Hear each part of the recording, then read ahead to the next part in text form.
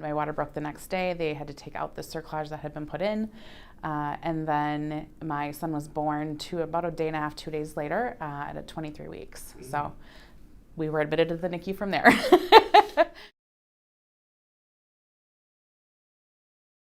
Overall, we were really, really happy. And we were really fortunate, I felt like, to have the team that we did. They were absolutely wonderful. But I think, talking to other parents and discussing the differences in our stays, we were there for a little over 4 months, so it was a long stay because he was so little and so fragile. But, I think one of the biggest differences that, we see between our stay and maybe some others is we had a really fantastic primary care team. So we saw a lot of the same faces every day. And that makes a big difference, not only to the babies, but also to their families, because you're not constantly retelling your story. One of the first aha moments is, we were in the room and, our nurse that day happened to end up becoming one of our primary providers, primary care team. And she said, do you want to touch your baby? And I was like, not really, he's tiny and fragile and I'm going to break him. I really do want to touch him, but I'm afraid I'm going to break him.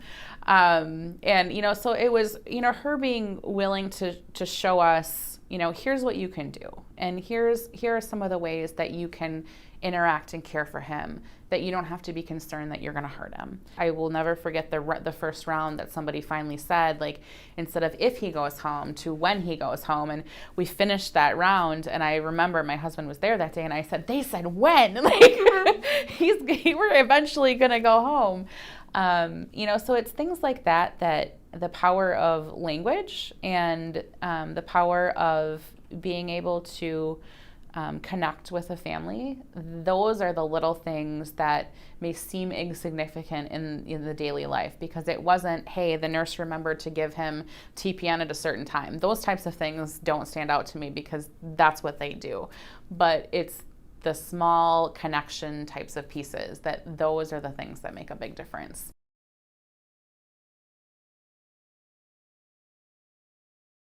Something that would be helpful maybe is when the delivery is imminent, when we know it's a matter of hours, not necessarily a matter of days or weeks. Is there some type of a handout that may say, here's a picture of what a 23-weeker might look like, and here are some of the supportive things, the supportive cares that we may be taking. So when you come to the room, these are some of the things you might see. They might be on a Billy light. They might have, a vent. They are going to have, central lines. So there are some things like that are the real basics that I think would maybe have prepared us better for what we were walking into, having absolutely no idea.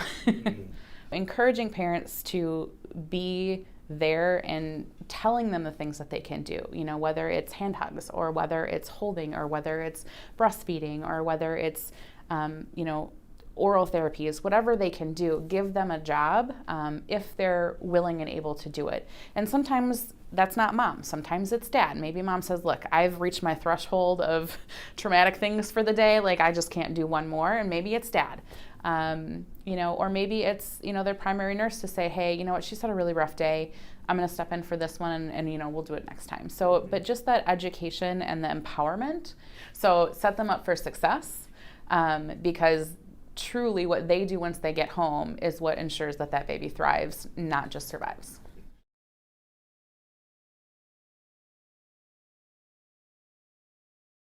The advice is, definitely that you're stronger than you think you are, but you need to ask for help when you need it, and accept help even when you haven't asked for it, because those are the types of things that give you the energy and the emotional bandwidth to just keep going, because it is definitely a journey. And I think having that conversation as a parent to say, give me some perspective. Truly, what are the big things today? And being able to ask questions during rounds and not being intimidated, because at the end of the day, it is your baby.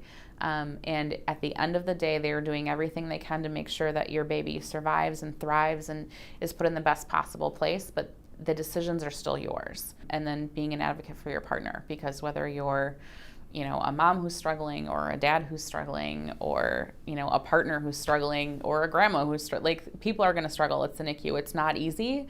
It's one of the hardest experiences that anybody will ever go through. It is one of the most taxing. It is a roller coaster. It is a journey. And it definitely is something that that you'll learn things from along the way.